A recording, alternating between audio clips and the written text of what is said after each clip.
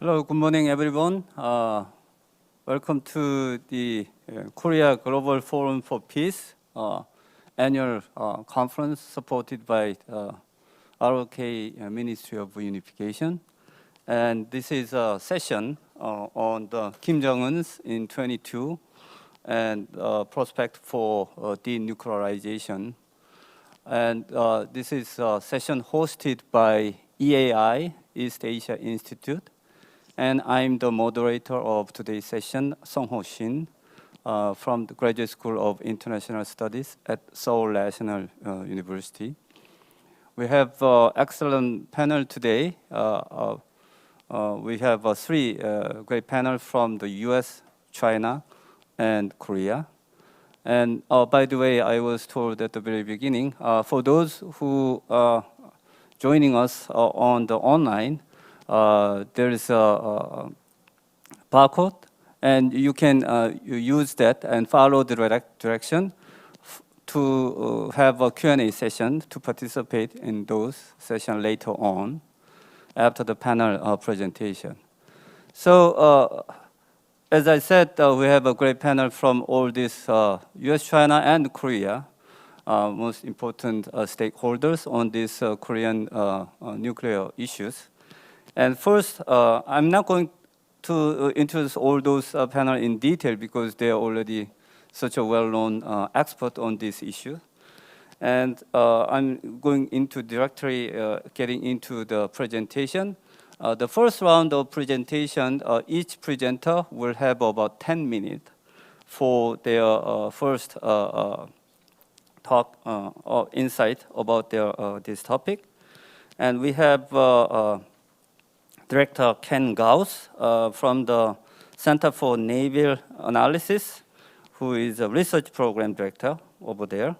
And then we have Professor Jia Qing-guo from the Peking University, who is a professor at the School of International Studies. And we have Professor Ji-hwan Hwang, professor of University of Seoul. These three presenters will represent the perspective from those three countries.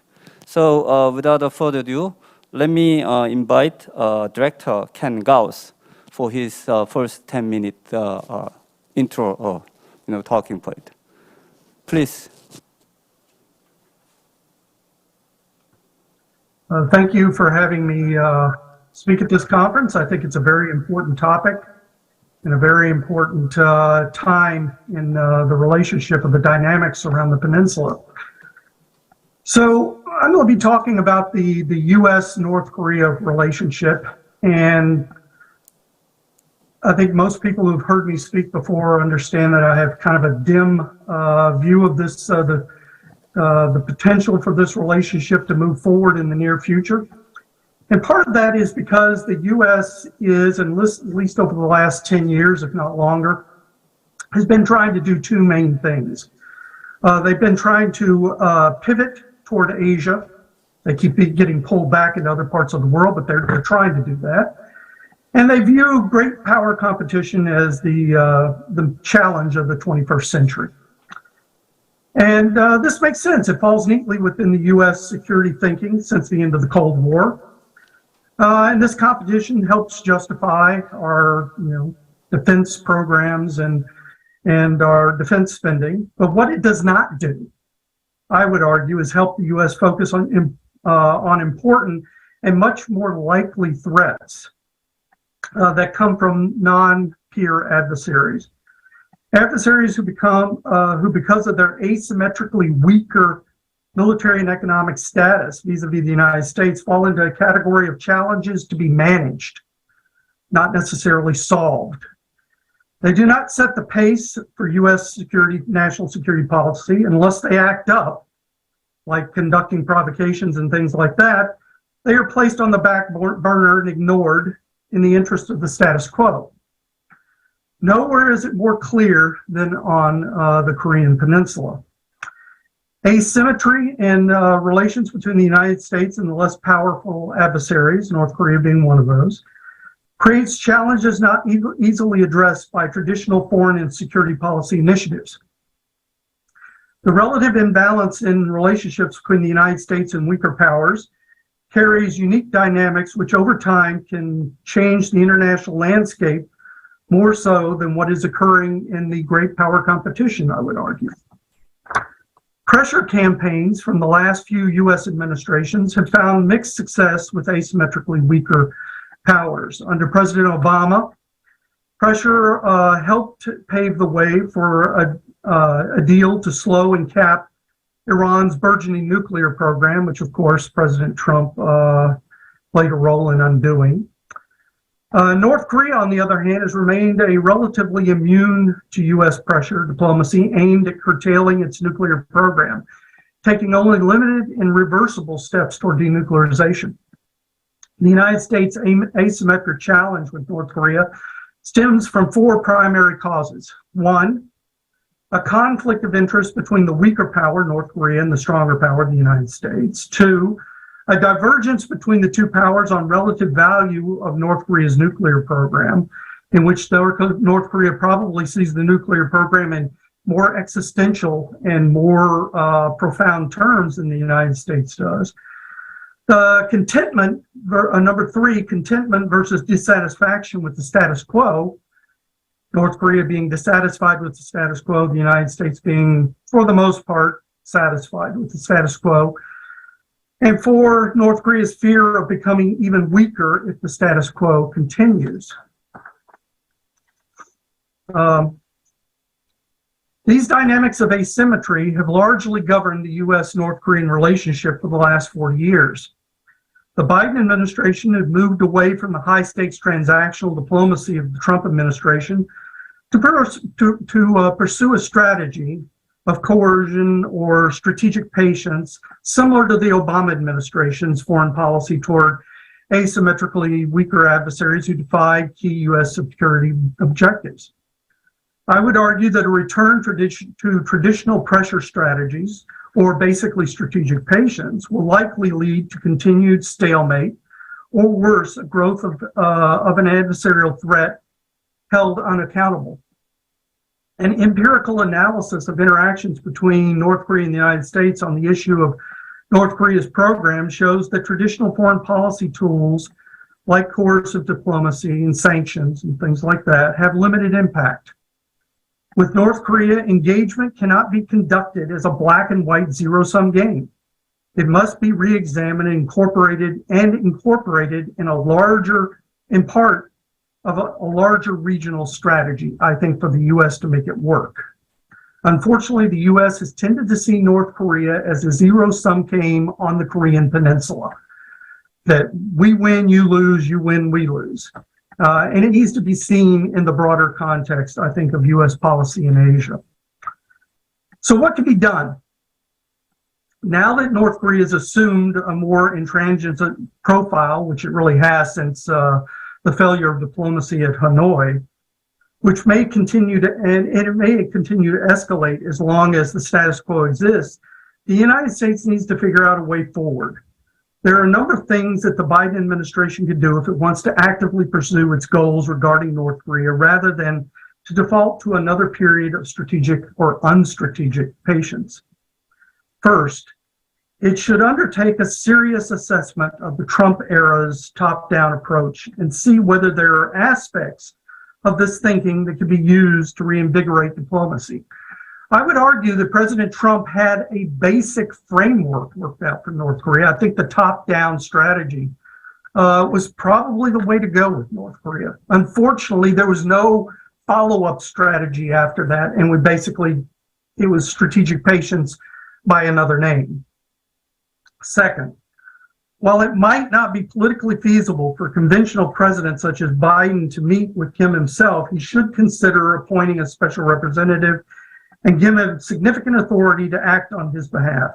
In addition, the president should also consider publicly endorsing President Yoon's offer of an inter-Korean dialogue or engagement. And this needs to be made very clear to the North Koreans. It can't just be said that we're supporting South Korea. It needs to be much more profound than that. These steps would put a framework in place for exploratory negotiations designed to determine the art of the possible and in particular, what concessions each side is willing to make. Right now, we are not at a point where we're willing to see what each side is willing to put on the table. Third, the Biden administration should consider refraining from demonizing North Korea, which will only cause Pyongyang to lash out further and eschew diplomatic outreach. And fourth, the administration should consider revisiting basic principles of U.S. North Korea policy.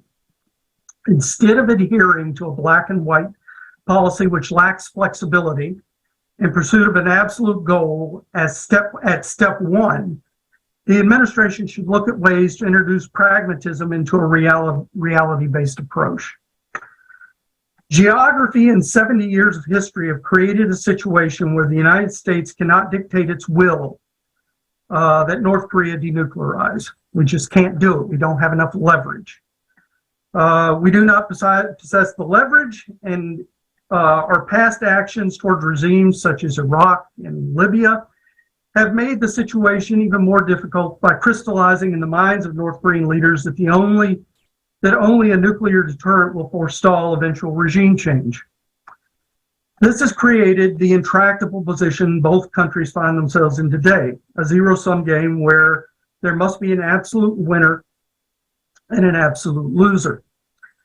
Because this relationship is an asymmetric one, North Korea, as the weaker power, is not willing to make the first move. It will not make the first concessions. And that is something that the United States has a real problem, because when we talk about dealing with North Korea, it usually follows that North Korea has made some sort of substantive move toward denuclearization. I don't think North Korea is willing to make that first move. Maybe it will be behind the scenes and working out some sort of tit for tat, but it is not going to do that publicly. And for its part, the United States feels that it has right on its side, justice on its side in pursuing nuclear nonproliferation, and is unwilling to reward bad behavior by giving in on the first on economic and security guarantees that Pyongyang covets. Since the Singapore summit, U.S. China relations have turned sour, and Beijing's support for sanctions and the U.S. maximum pressure strategy have begun to wane as well, I would argue. And I would argue that without China, they're in lockstep with the United States. And I understand the reasons why China may have done that. But in the absence of that, the U.S. policy in believing that maximum pressure will win the day and cause North Korea to denuclearize, I think, is just naive. In order to address this challenge, U.S. policymakers need to make two major shifts in their strategy. First, drop denuclearization as the single solitary objective of U.S. strategy toward North Korea. As currently constituted, denuclearization is a condition precedent for negotiations instead of serving as the ultimate goal at the end of the process. We need to put denuclearization toward the end of the process, not the beginning of the process. You can have good faith efforts toward denuclearization in the beginning, but to expect that there will be full denuclearization, if that is even possible, is definitely not going to come in the early part of the negotiation stage. It's probably going to take concessions on the part of the United States or maybe South Korea to get the ball rolling. Second is the initial phase should seek to freeze the North Korean nuclear program in return for limited sanctions relief tied to a snapback provisions if North Korea violates three demands. 1, no provocations. 2, no testing. 3, no proliferation.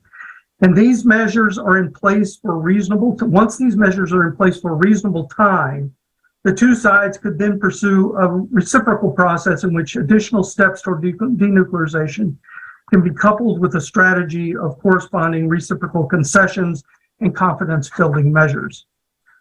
And second thing that we need to do with our strategy is integrate the denuclearization into a larger U.S. strategy in Asia focused on managing the relationship with China. And the reason that I say this is that getting inside the body politic of the United States to actually think about adding pragmatism to its North Korea policy, it has got to be some way tied to our overall relationship with China. which really for the most part governs U.S. policy in Asia. And by keeping denuclearization of North Korea as an independent goal unto itself, the United States has undermined its ability to manage relations with its regional allies while giving adversaries additional ways to counter U.S. Influence in the region. So in my opinion, as we go forward over the next few months and years, especially under the Biden administration, which is a very conventional administration, I would argue that I would be very surprised to see the United States really kind of change its North Korea policy that has really been in place for all intents and purposes since the Bush administration, and definitely was followed through under the the Obama administration. It's only if North Korea begins to act up and really begins to another major round of testing and gets closer to developing a fully viable nuclear program, will the U.S. be forced to actually move away from this desire to really kind of hold on to the status quo. Thank you. Thank you very much, Director Gauss, for your very interesting and provoking suggestion and proposal based upon your very pragmatic and realistic approach to North Korean issue.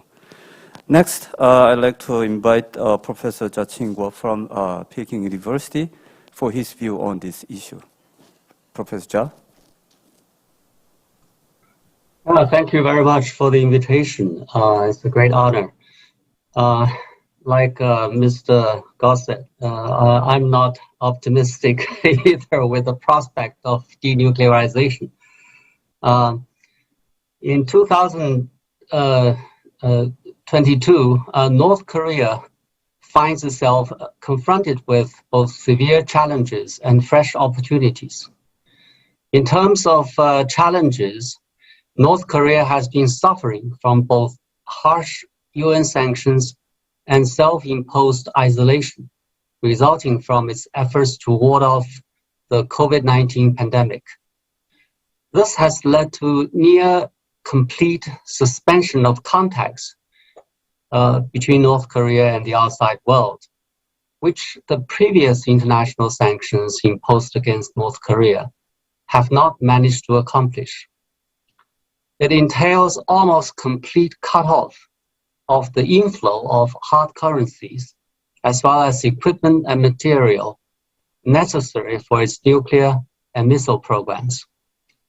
The impact on its economy must also be quite harsh.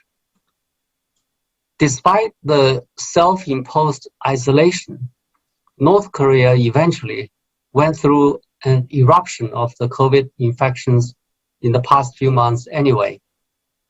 Although no one can fully assess the extent of the outbreak and its impact on North Korea economy and livelihood because of the lack of access of information. Recent official account from North Korea suggests that the pandemic was quite serious, at least for a while. And even Kim Jong-un himself was infected. Given the highly infectious nature of the virus, the efforts to contain the pandemic must be quite harsh. This is additional bad news for its nuclear program and its economy. In terms of opportunities, North Korea has found China and Russia more sympathetic to its position and demands. This is the case even before the outbreak of the Russo-Ukraine war. For example, both China and Russia publicly urged the international community to consider North Korea's legitimate concerns and lift some sanctions to reward North Korea for suspension of its nuclear program, nuclear tests, and pave way for dialogue and negotiation on denuclearization. Russia and China did this in part because of deterioration of relations between these two countries and the U.S.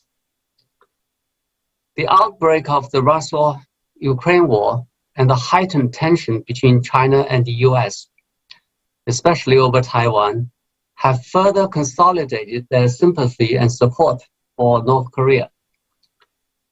And now, even generated support to North Korea, more support to North Korea. To North Korea, this means that both Russia and China are likely to resist additional sanctions against North Korea on its missile tests, and perhaps even in the extreme circumstances, it's a test on nuclear weapons. Perhaps, in part because of this, North Korea has toughened its position toward the US and resumed missile tests in recent months. While it has refrained from conducting nuclear weapon tests so far, it may consider doing so now, and it believes, now that it believes that it can do it without serious consequences. Perhaps not surprisingly, according to US Secretary of State Anthony Blinken, North Korea is actively preparing for another nuclear test. Looking to the future, the chance for North Korea to denuclearize is likely to decrease even further. To begin with, the international security situation is likely to make enforcement of the non-proliferation regime even more difficult. The Russia-Ukraine war will continue to distract attention from the non-proliferation issue and increase Russia's resistance to additional UN sanctions against North Korea for developing nuclear weapons. The increasing tension between China and the US also made it almost impossible for the two countries to work together to persuade North Korea to stop its nuclear programs. As the US tries to rally allies to contain China and take China's stake out of the existing international order, China is quickly losing its interest in helping maintain the order that only benefits the US. That includes maintaining the international non-proliferation regime. In the second place, the idea that closer cooperation between the US, Japan, and South Korea on North Korea nuclear weapons is sufficient to tackle the North Korea nuclear issue, I think is ill-founded. The difference in political systems between the North Korea and the US means that North Korea would never trust any promise from the US. And also, this is especially true in the light of the fact that how the US dealt with Libya after it gave up its nuclear programs. Accordingly, North Korea is unlikely to enter any agreement with the US without China's endorsement and reassurance. And given the state of China-US relations, China is unlikely to give its blessing and support to such kind of a deal. Without China's blessing and support, the deal is unlikely to be made, and even if it is made, it is unlikely to be enforced.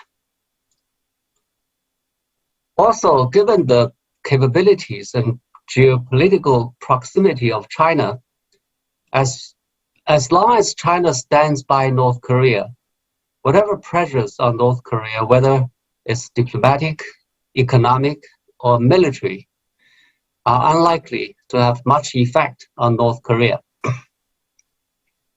Finally, as long as China and the US remain at odds with each other, there is not much South Korea can do to pressure or persuade North Korea to give up its nuclear weapons. In the past, South Korea has tried both soft and tough approaches, such as the sunshine policy of Kim Il-sung, Kim Dae-jung, and Roh Moo-hyun, or the more hardline policy of Lee Myung-bak. The only times when North Korea showed willingness of compromise were times when China was on board with the US and South Korea in negotiating a deal with North Korea. The closest to a negotiated solution was in 2008. South Korea simply cannot get North Korea to take it seriously if China and the U.S. remain divided in their approach to North Korea nuclear issues. Given these and other factors, North Korea is likely to hold on to its tough position despite international pressures to give up its nuclear weapons. Hence, the prospect of North Korea denuclearization in the foreseeable future is not bright. What can be done? In theory, three things can be done to alleviate the situation.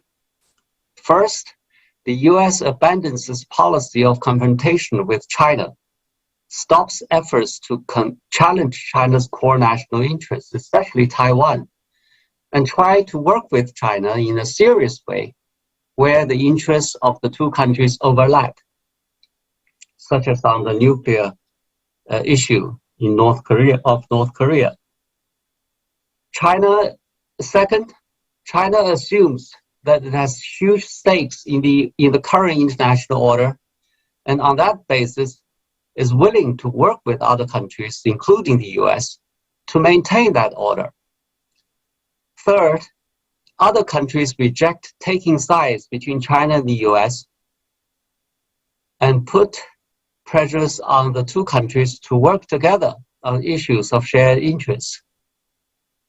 In reality, however, none of these things appear to be realistic at the moment. The US appears to be determined to confront and contain China. In doing so, it is taking away China's stakes in the existing international order, whether it is trade and investment, or territorial integrity, or sovereignty, leaving China resentful and unwilling to cooperate with the US on anything.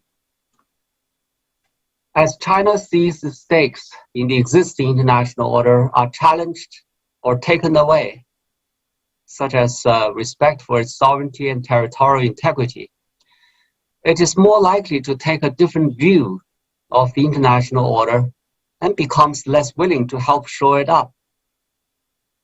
This can be seen in its recently announced countermeasures to Pelosi's visit to Taiwan. These measures do not only include cancellation of U.S. China military-to-military talks, which are designed to prevent a war by accident, but also suspension of cooperation in such areas as climate change and transnational crimes, which China used to believe it has a huge stake in working with the US and other countries. And this is not the worst. During the recent Taiwan Strait crisis, stirred up by Pelosi, emotions ran high. A substantial group in both China and the US expressed their willingness to fight a war over Taiwan. Some politicians are trying to capitalize on this. Under the circumstances, there is a chance that for war to erupt between China and the US if the situation gets out of control. In the light of this analysis, what is the chance for denuclearization in North Korea? I think it may be too absolute to say zero, but if there is a chance, the chance for that to happen in the foreseeable future is very, very small. Let me stop here. Thank you very much. Thank you, Professor Jha. Gave quite gloomy picture on this prospect of denuclearization due to U.S. China competition, which maybe we can talk about in the next round of session. Last but not the least, we have Professor Hwang Ji-hwan from the University of Seoul, who will talk about the view from the Seoul. Please, Professor Hwang. Okay. It's really honor to be here and to talk about the North Korea and is the prospect for its denuclearization. So this is Ji-hwan Hwang from the University of Seoul. Today I'm gonna talk about the Kim Jong-un's North Korea in 2022, maybe 2023 again, and also it's the prospect for the denuclearization, which was very pessimistic, not really optimistic. It's also shared by the Professor Cha Ching-go and Ken Gors. Everyone, agrees that the North Korea, has been posed a serious challenge, to South Korea, not only on the Korean Peninsula but also in the Northeast Asia and also the world peace. Especially after the failure of the U.S. North Korea summit meeting between Trump and Kim Jong-un at the Hanoi, the Vietnam in February, the end of February 2019. The summit meeting failed. And North Korea they declared that the heads-on breakthrough, 정면 돌파전 in Korean, in strategy in December 2019. And then since then, North Korea has maintained its hardline policy stance against the United States and South Korea and the international community. And especially it declared its stance at the 8th Party Congress, the last year, January last year. And still it is refusing to talk with the United States and South Korea on the denuclearization issues.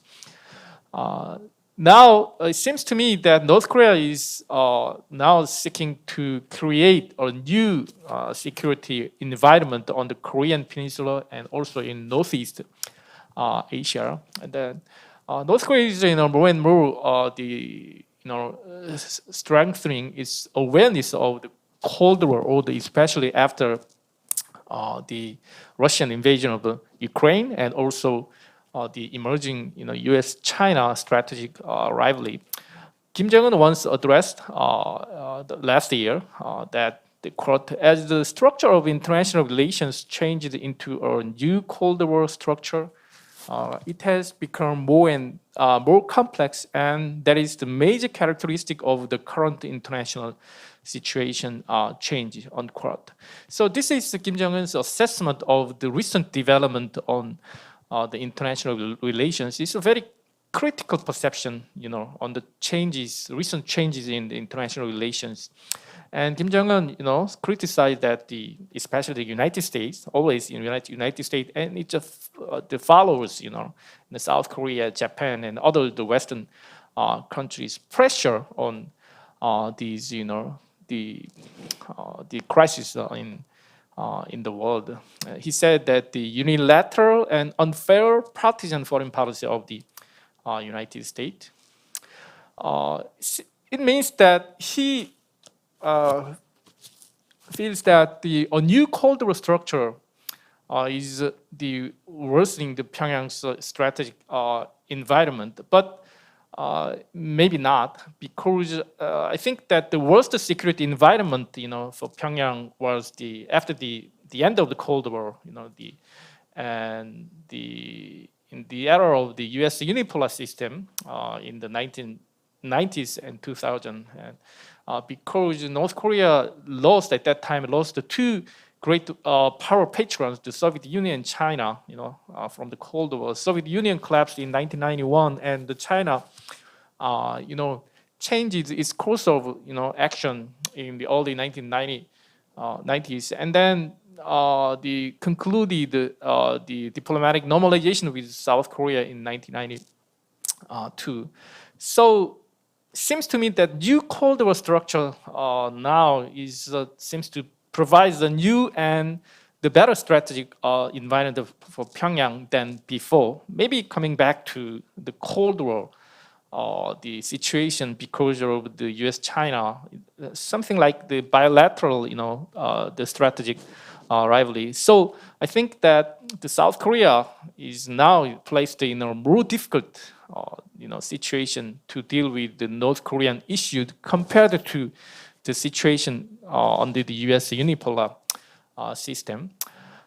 But the North Korea's domestic and economic situation is not really good recently.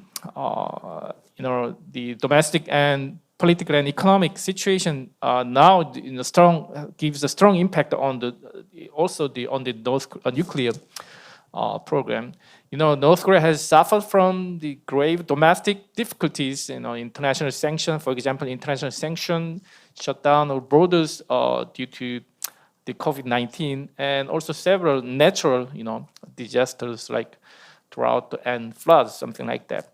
For example, the Voluntary National Review (VNR) report supported to the United Nations last year, actually the June 2021, North Korea acknowledged that it has been experiencing difficulties with cereal production as well as medical supplies, including COVID-19 vaccine. At the 8th Party Congress, held in January 2021, Kim Jong-un also,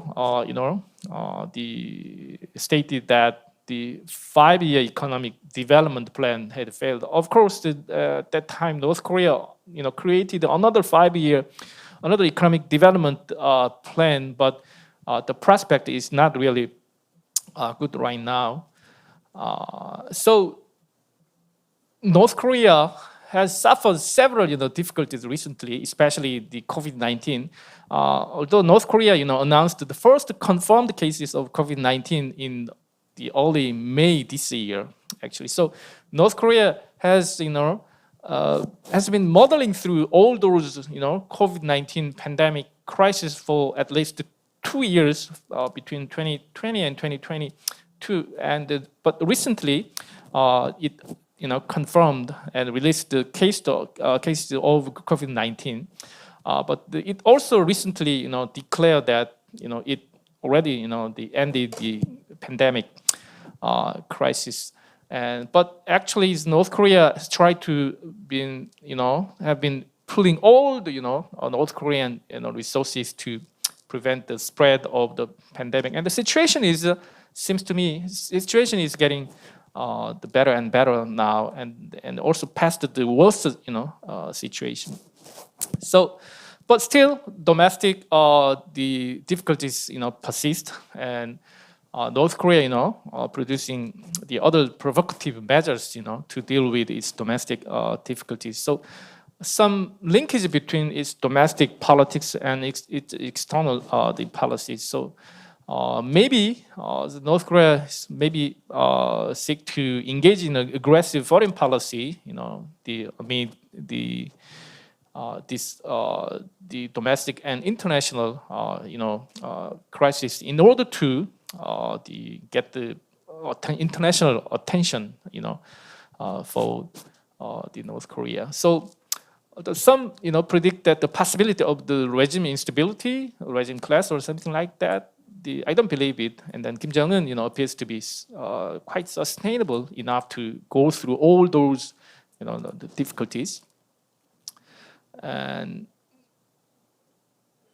okay, and regarding this North Korea issue, the recently, established the South Korean government, Yoon Suk-yeol governments try to deal with the North Korean issue, with special attention, because dealing with the North Korean issue is an important task for South Korea. But South Korean government says that it should not represent the whole of the South Korea's diplomacy. So the Yoon Suk-yeol government, tries to go beyond the Korean peninsula. So dialogue with North Korea as a specific means to a specific end, which is the specific end is the complete denuclearization of North Korea. So South Korea's diplomacy and foreign policies go beyond that. South Korean government, current South Korean government, North Korea policy is based on the concept of the global pivotal state, which is also called as a GPS. He says that South Korea should no longer be confined to the Korean peninsula, but advance freedom, peace, and prosperity through liberal democratic values and substantial cooperation as a global pivotal state. So it is in line with the Biden administration's Indo-Pacific, strategy. It says that the commitment, quote, the commitment to strengthen the U.S. South Korea alliance and to broaden its focus beyond the Korean Peninsula, so beyond the Korean Peninsula, which is very important, to take on global challenges, including the threat to the rules-based international order, which is, really important, keywords in the Biden administration's Indo-Pacific strategy. So the foreign policy tailored mostly to improving relations with North Korea has allowed Seoul's role in the global community to shrink. Unquote. This is the Yoon Suk-yeol government perception on the North Korea policy, especially the criticizing the previous the Moon Jae-in government policy. So still, the goal is the complete denuclearization of North Korea, maybe not the Korean Peninsula. So responding to the North Korea's nuclear and missile capabilities by strengthening alliance with the United States is really very important, more important than before. So South Korean government is planning to strengthen its air and missile defense and holds the joint military exercise with the United States, and also try to reinforce the extended deterrence. As we have seen in this month, that means that Korea is more committed to ensure the more closer cooperation with the United States. That's the something different from the previous the South Korean administration. But the North Korea's response is quite different. The North Korea, North Korea has been believed in the power of nuclear deterrence. So it hope that the nuclear deterrence can minimize the chances of military conflict on the Korean peninsula. So that the MAD, mutually assured destruction, North Korea has been believed in the power of the MAD, and they announced that the MAD is working between Washington and Pyongyang since 2019, after they test fired the Hwasong-15 in the end of November 2019. Kim Jong-un once said so. Quote, now the DPRK's capability to strike the very heart of the United States at any given time has been physically proved. The United States would find it more difficult to attack the DPRK. So it is really important to think about North Korea's nuclear deterrence capability, although North Korea is not likely to give up its nuclear weapons. So it seems to me that disillusioning Pyongyang's belief in MAD, mutually assured destruction, is really important. Although, as I said, that North Korea is unlikely to, follow the guidelines. So we need to, persuade Pyongyang to be disillusioned with the MAD of the North Korean nuclear deterrence. So United States and South Korea need to get the Pyongyang to think again about the credibility of their own nuclear deterrence. We always, talks about the credibility of U.S. extended deterrence, but this time we also need to think about how the North Korea's, credibility of their own nuclear weapons is like. So I believe that it's not really good to overemphasize the increasing threat by the nuclear and missile threat by North Korea. Rather than, it's really important to make an effort to,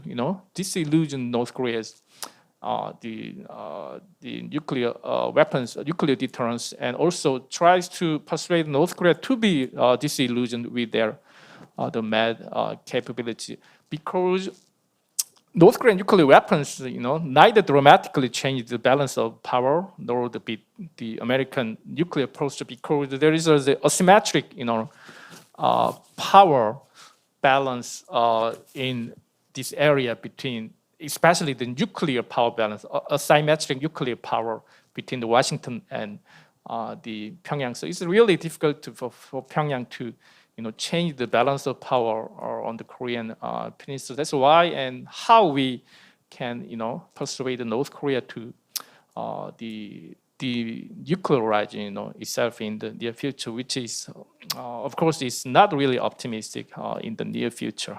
Okay, let me stop here. Thank you. Well, thank you very much, Professor Hwang.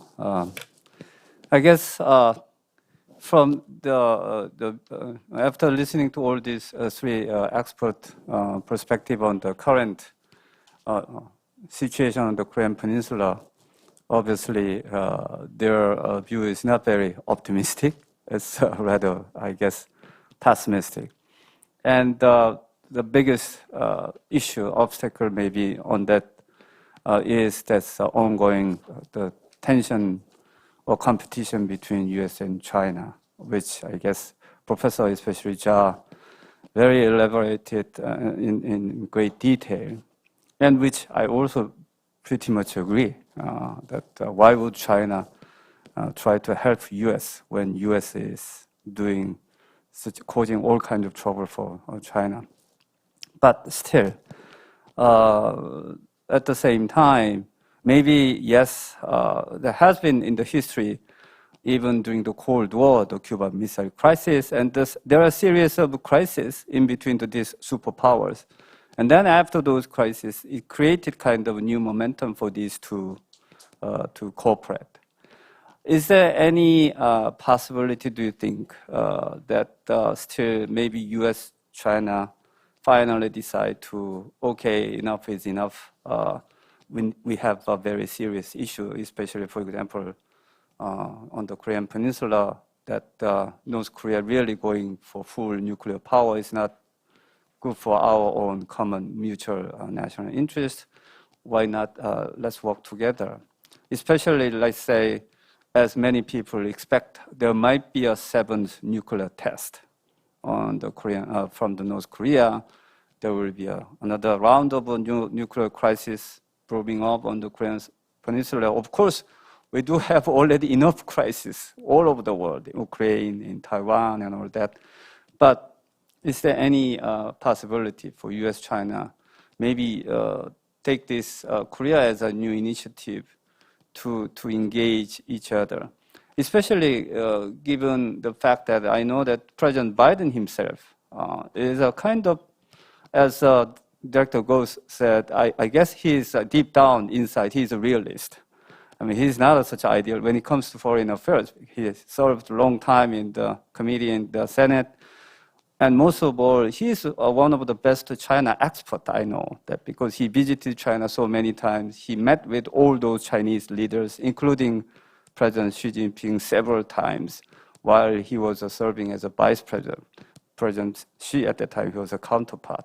So is there any kind of possibility that the U.S., the Biden administration try to reset the U.S.-China relations, not maybe right now in near future, but eventually under his administration, and if that include working together on Korean Peninsula issue. So what is your perspective, Director Gauss, and also Professor Jia, your thought on this U.S.-China competition under Biden and Xi and the Korean Peninsula? Finally, to the Professor Hwang, you also laid out the current Yoon administration's audacious initiative towards North Korea, which was recently announced by President Yoon himself. And of course, the first initial response from the North, according to Kim's sister, Kim Ya-jung, is a kind of it's an unrealistic dream or flat right no. But is there any chance that maybe they may still reconsider that kind of offer from South Korea if the current Yoon government continues to push through that kind of initiative, which they say is different from previous nuclear-free 3000 policy by Lee Myung-bak.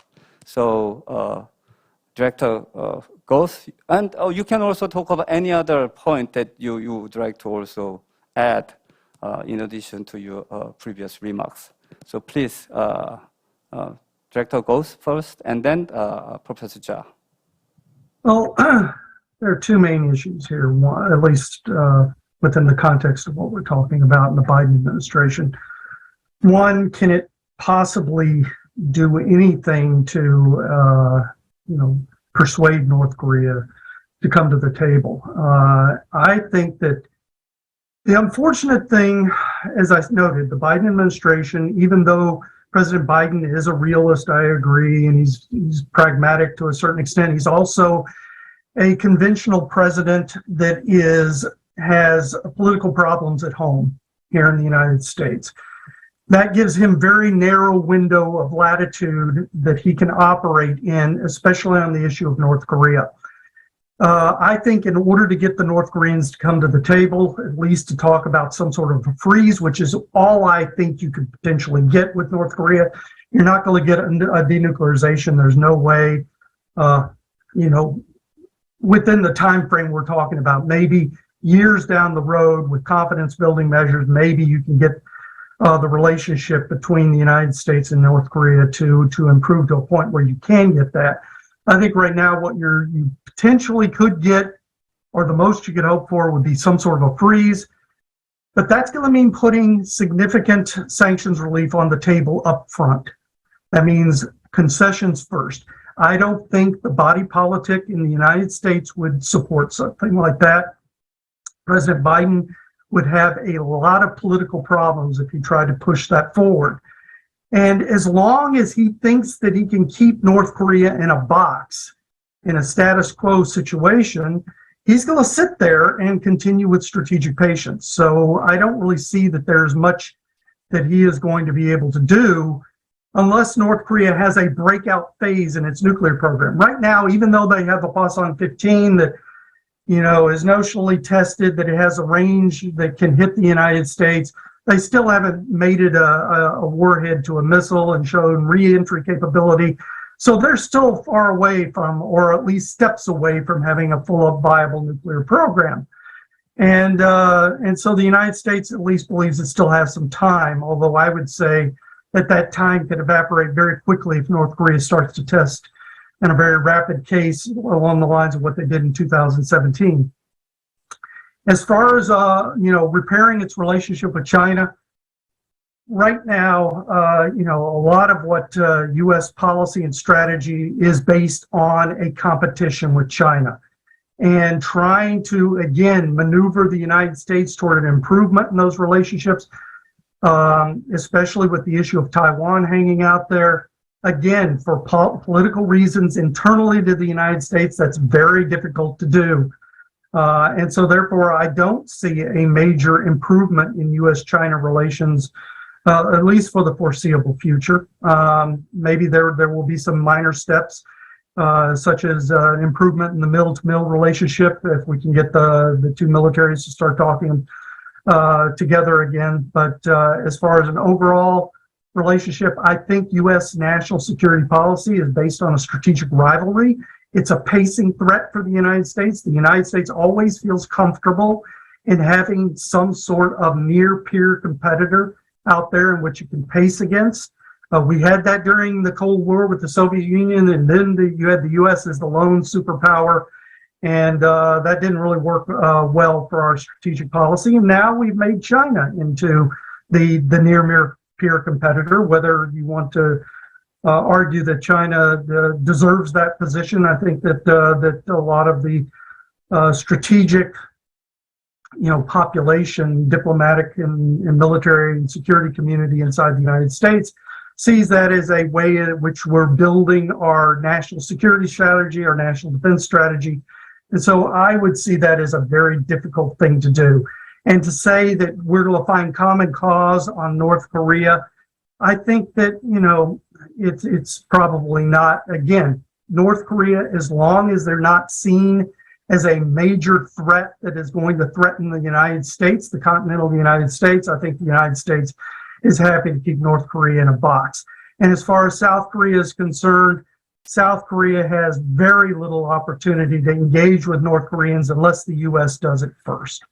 And so that pretty much sidelines the South Koreans and any attempts that they make on trying to engage with the North Koreans, because the North Koreans know that without the U.S. backing, that it's going to be very hard for the South Koreans to provide any sort of concessions that the North Koreans would want. So I'm very pessimistic on all fronts as we stand right now. I think that in order to make this happen, unfortunately, from the U.S. point of view, you need to have an unconventional president. Unfortunately, I think the only unconventional president on the horizon is President Trump, and I personally would not like to see that happen again. But I think you need to have a president that's willing to engage directly in a top-down strategy with North Korea. And I think you have to have a more progressive administration in Seoul that's willing to follow up that strategy in the inter-Korean dialogue. Conservative administrations in Seoul, I think that is going to be a very difficult thing to do, especially with their political base. And so, again, I just don't think that the dynamics in the various capitals really works its way in a direction toward leading to denuclearization for North Korea. Everybody at the end of the day is probably satisfied with status quo except the North Koreans. So it'll really come down to the North Koreans and what they want to do. And as many of you have already said, I don't see any way forward for them to take the steps unilaterally to improve the relationship, not as the asymmetrically weaker power. Thank you. Professor Jha? Yes, thank you. I agree with a lot Mr. Ghost said. Yeah, just at one point on the U.S. approach to North Korea nuclear issue. I think the U.S. policy now is highly ideological. This is another factor that complicates its relations with other countries, its efforts to deal with various kinds of global challenges, including the North Korean nuclear issue. Okay. By emphasizing on ideology, you make any country that does not share your ideology very scared to work with you. I think that's part of China-U.S. relations. That's part of U.S.-North Korea relations. This is a big problem. It's very difficult to make a deal if the issue is defined as an identity issue. On China-U.S. relations, I think it's very difficult for the two countries to reach some kind of agreement that enough is enough. Let's go back to the old days of engagement and cooperation. I think it's almost impossible at the moment. In the U.S., you have an independent Congress, which has become so ideological and so divided. The only thing they share in common is on Taiwan or on China. U.S. senators and congressmen are like congressmen from Taiwan. they go there so often.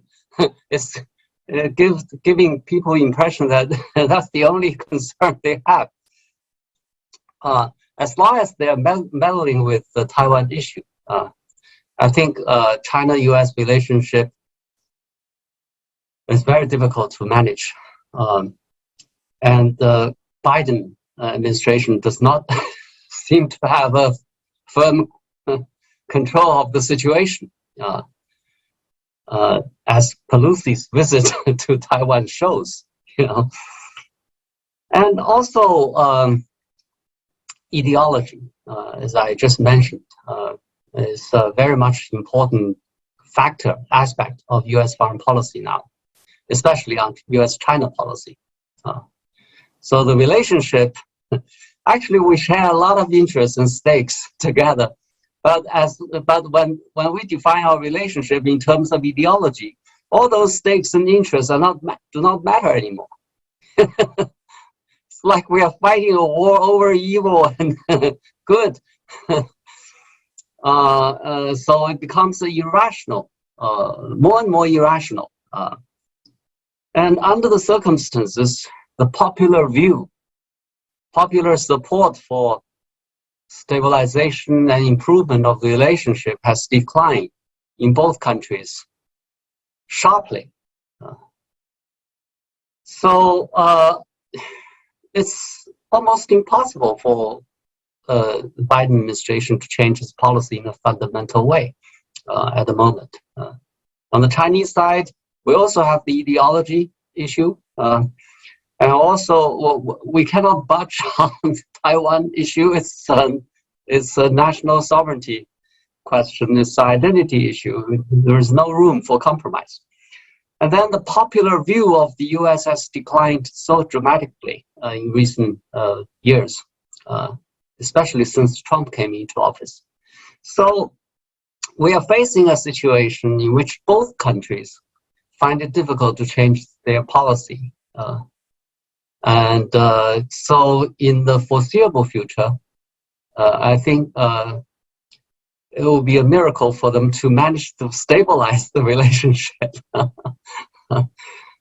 And the time is not on the side of positive development. With the midterm election and the next presidential election, who knows who is going to come, to be elected in the U.S.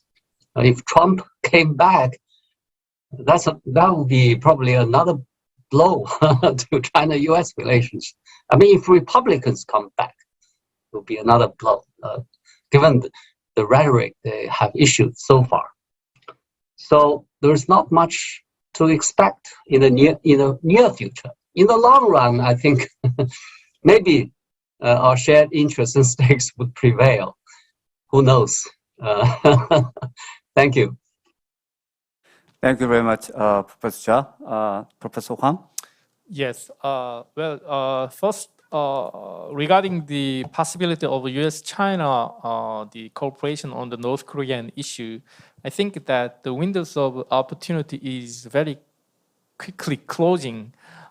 Maybe as you know that maybe mainly due to the Russian invasion of Ukraine and all the Taiwan issue, and also the emerging the new Cold War style international relations, bipolar system, like the international orders. But I believe that still the Chinese role is really important. And then what I think is that how to persuade China to to help North Korea to realize the as I said, the illusion of their own nuclear deterrence, that capability. And then I think that China would be much happier if the North Korea does not pursue or adopt the unilateral nuclear strategy.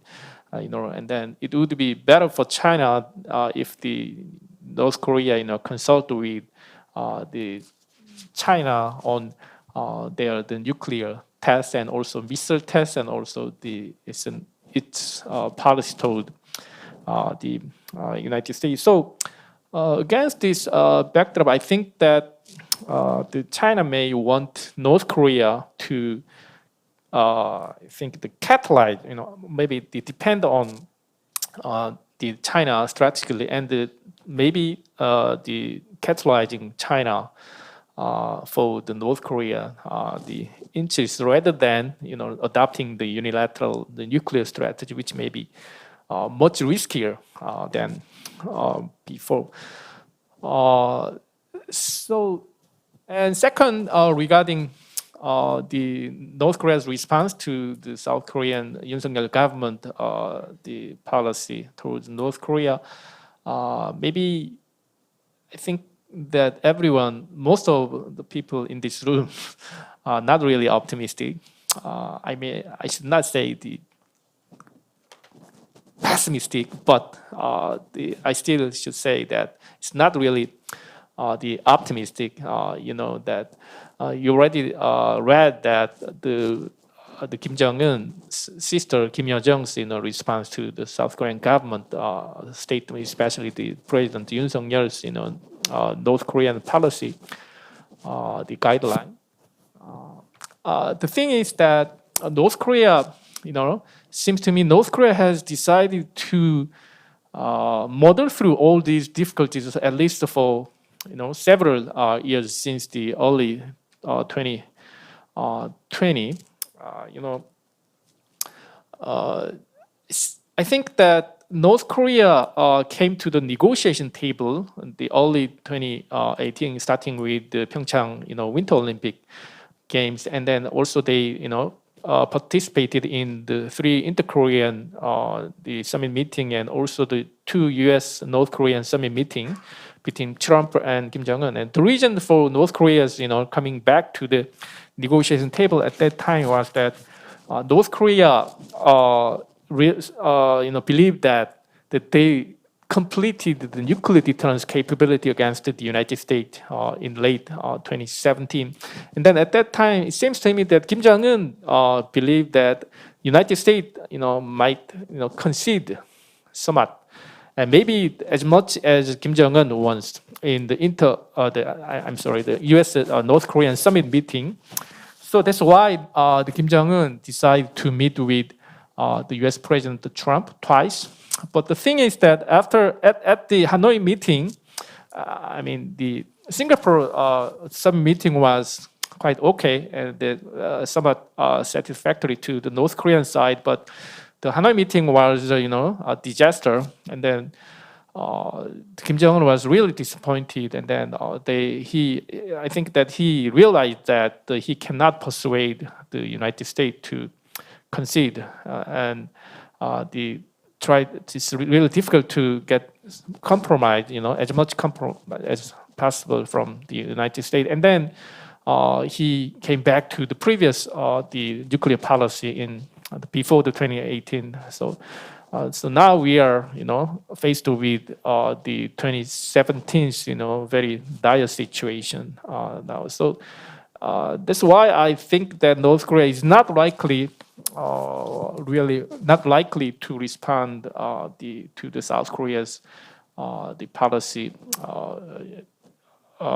in the near future. And the three, I think there are 3 challenges still. The first one is that, just as I mentioned, that North Korea's reluctance to cooperate with South Korea and the United States at the time.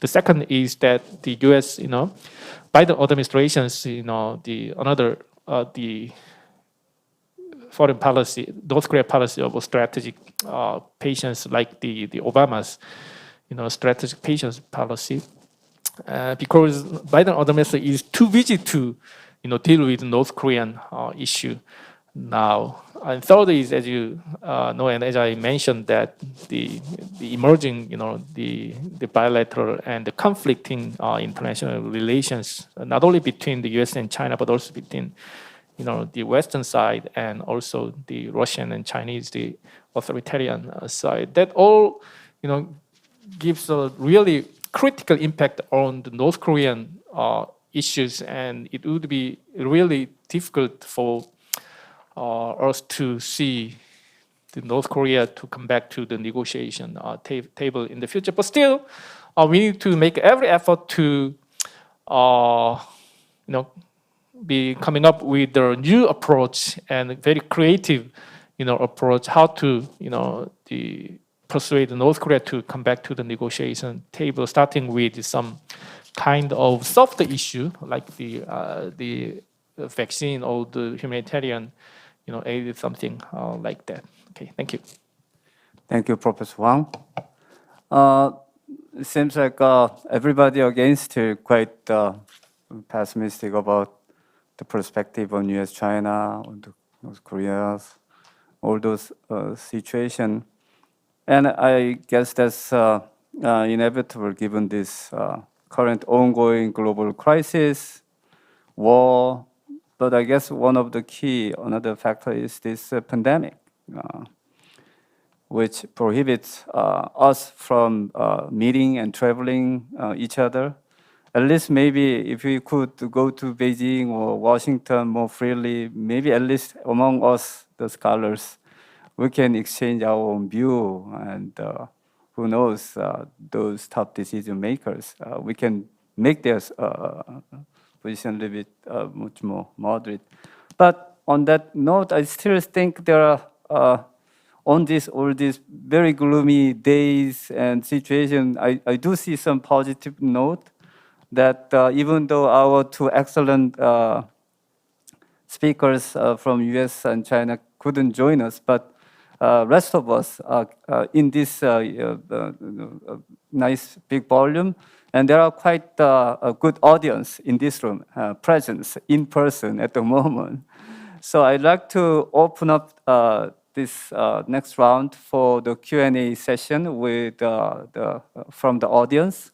And also for those joining us online, like I said, there are QR code. And if you just follow the link, you can also post your question online. And I will direct your question to those panelists. So the floor is open for any question, comment. If you have any comment, question, please raise your hand. Then we will maybe bring the mic to you from the audience.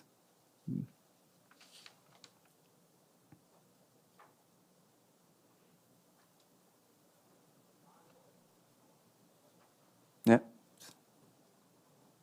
And please identify yourself first, and then ask question or comment, please. 한국어로 해도 되나요? 네, 아니면 한국어로. Can I speak in Korean? Ask question in Korean. There is an English translation. 예, 저는 국립통일교육원에서 일을 하고 있는 I am from the National Unification Research Institute. My name is Kim Ji-yong. Director Ken goes. I would like to ask a question to Director Ken Goes. So earlier, in your presentation, you said that the North Korea, without having the big tests of nuclear missiles, the stance by the U.S. against North Korea will not change, you said. And Professor Jha said that after the Ukrainian invasion by Russia, between Russia and China and between China and the U.S., their relationship will be changed, that will make some room for North Korea to move around. So whether it is the political or the military or economic thing, there can be some changes that we can see. Without not talking about nuclear tests, the solidarity improvement of the North Korea with China and Russia, do you think that the relationship of North Korea with either with China or Russia will lead to some kind of changes in the stance by the U.S.? Can it be a foundation for the U.S. to move? Because North Korea has better relationship with China if not, and I will just briefly summarize his Russia. question in English. He's Mr. Kim from the Institute. Unfortunately, I believe that the most you're going to get out of the U.S. is basically criticism of China and Russia for not following international norms when it comes to North Korea. It's really hard to see the U.S. shifting its policy, because there is no existential reason for the United States to do it as long as North Korea's nuclear program is not progressing to the next stage. And in order for that to happen, they're going to have to do a series of more ICBM tests and even nuclear tests. And they're going to have to show various steps for that to show the progress that they have a full viable nuclear program and a nuclear capability, a second strike capability that can hit the United States. I think the U.S. assessment at this point is that they're not there yet, and it's probably going to take a while for them to get there. And, the U.S. can talk to China. I don't think they can talk to Russia right now about much of anything. And that gives North Korea a kind of solid wall of support for just about anything they want to do in terms of their testing. The Russians sit on the Security Council and they'll veto anything that comes up. And I just don't think that the U.S. is willing to make concessions or enter into any sort of significant dialogue with China at this point about North Korea. I mean, we've had dialogue with China. China has their point of view. The United States has their point of view. And unless the U.S. is willing to have a more pragmatic point of view that, as Professor Cha said, that is not, identity-based or ideology-based, which it is right now, get off of this zero-sum game in which the U.S. is willing to entertain some sort of upfront concessions and is willing toward working towards some sort of freeze of the nuclear program of North Korea as opposed to irreversible denuclearization, which I think is impossible. I can't see the United States, even if Russia and China, North Korea is moving closer to them, that the United States is going to do anything to change its policy. I may be surprised. Maybe there is debate going on within the Biden administration about, hey, we need to become more flexible. We need to think more pragmatic. Because if you just rearrange the sticks of maximum pressure, which is all the U.S. does, and doesn't figure out how you can introduce carrots into that equation, in other words, incentives for North Korea to do something, then I think that you're going to get the same answer again and again and again. And I just don't see the United States moving off of that right now. At least they have not given any indication publicly that they'd be willing. Privately, inside the administration, there may be some debate going on. I just don't know about that. Thank you very much. So some other question, comment from the floor, please.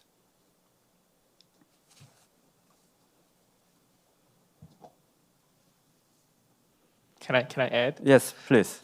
Okay. I also agree with Ken Gross on that. The Biden administration is not likely to change its policy towards North Korea unless North Korea, changes its policy first. And then the problem is that North Korea is not likely, it's really reluctant to change its policy and still, the maintaining its hardline policy and then refusing to talk with the U.S. and South Korea. But still, the problem is that there is some precondition on the denuclearization talk, and the North Korea is not likely to, accept those preconditions. That's the problem. Of course, the main problem comes from North Korea, but still, I think that the U.S. Policy has some, unsatisfactory, point here. North Korea's strategy now is to buy time, for its the development of, further, nuclear capability, including the tactical nuclear weapons and also new developing new nuclear strategy. So, whose side? I mean that the time is on whose side actually. That's the problem. So maybe the Biden administration is that the time is on the U.S. side, but it seems to me that Kim Jong-un believes that the time is on the North Korean the side. So there is no room for both the United States and North Korea to compromise on that point. But the thing is that we cannot just let it go like this because the Bush administration didn't have the specific North Korea policy. The Obama administration adopted the so-called strategic patience, doing nothing actually about North Korea. And then during that time, North Korea had the secured enough time to develop its own nuclear weapons, and that the result was that there are 6 nuclear tests until 2017, and then the development of the intercontinental ICBM class, the rocket system. So we cannot just let the North Korea go in this way, and we need to do whatever it is. We need to do something about to stop North Korea's further development of the nuclear capabilities. But the thing is that what is trouble is that the Biden administration is also it seems to me that Biden administration is also adopting the strategic patience, maybe strategic patience policy 2.0, and then it's doing nothing about North Korea, just waiting for the North Korea to change its own course of action, which is not really, likely. So that's why, we are really pessimistic about the, future, the North Korean nuclear talks. So really, troubling. So both the U.S. and South Korea, and also in North Korea, should do something to come up with better approach to this issue, because it's really important, on the Korean peninsula to resolve these, current deadlock, and try to resolve these issue in the future. And I think the time is not on the neither side. Actually, the crisis is nuclear crisis is not, the helpful really to not only to the U.S. and South Korea, but also to the North Korea. That's my message. Thank you. Thank you, Professor Hwang. Yes, General John.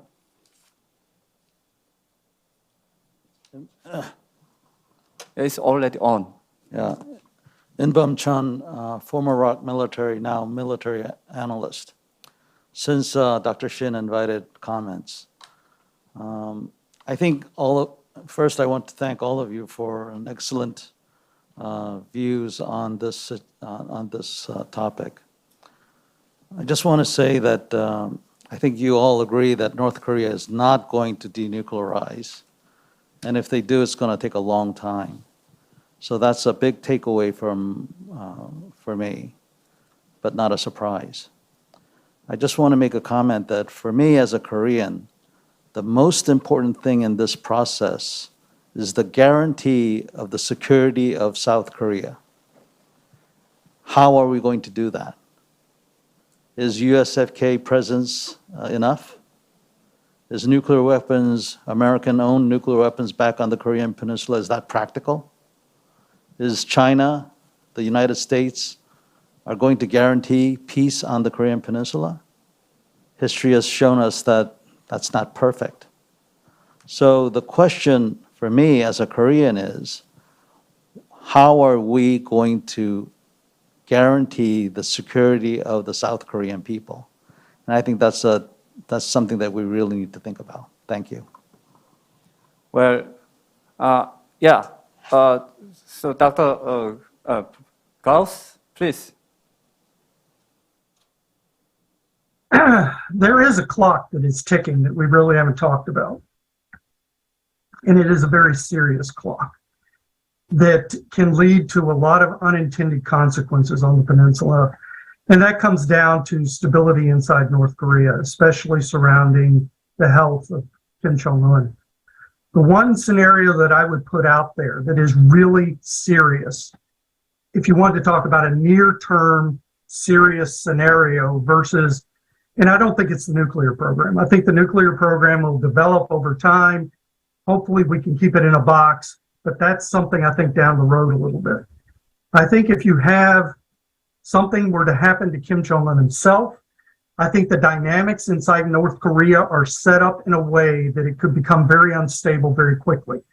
And that means potentially the United States and South Korea going into North Korea to establish stability, the potential that China comes into North Korea, and then you have a very difficult situation that potentially could get out of hand. That to me is a much more serious situation than talking about the nuclear program in terms of seriousness and potential consequences for South Korea itself, because you're talking about potential unleashing of artillery, other weapon systems, the command and control system of North Korea becoming violated. These are things that I think that we need to seriously think about how we're going to deal with it. And it gets wrapped up in the nuclear program, because the issue is, if we can figure out a way to engage on the nuclear program, you can begin to develop the relationships and the dynamics, hopefully, that'll shift that would make, if something were to happen in North Korea in the near term, maybe give us a better chance to deal with the situation than I think what we're currently facing. So as the general put it, what is something that we can do in terms of security on the peninsula and for South Korea is figure out what we're going to do about a situation like that, because I think that may be your more serious scenario here, more so than North Korea developing a nuclear program, which I still see as several years away. I think General Chong and Director Gauss raised a much bigger but I guess much serious question. Since we have less than 4 minutes left, maybe this will be the last comment from each panelist about. One is that if North Korea continues to develop its nuclear weapon, there will be more sanctions, more isolation, which will create a kind of long-term regime instability. Or if North Korea becomes a de facto nuclear power, that will create another new dynamics in the region, including starting from South Korea about what General Chen said. Can we trust U.S. extended deterrence, for example? And we know all those controversy and the trouble from this U.S. missile defense in South Korea, the SAD between China and South Korea. But if we are getting into the next phase of this debate, there could be all kinds of issues and trouble ahead. So anyway, any final thought from Dr. Jha and Huang or Gauss, and then we will finish the session. Professor Jha? Yeah, I think that's a great question. There is no clear answer to that. I think South Korea, first of all, probably has to try to maintain its security relationship with the U.S. and other security partners, and at the same time, try to cultivate good relations with China.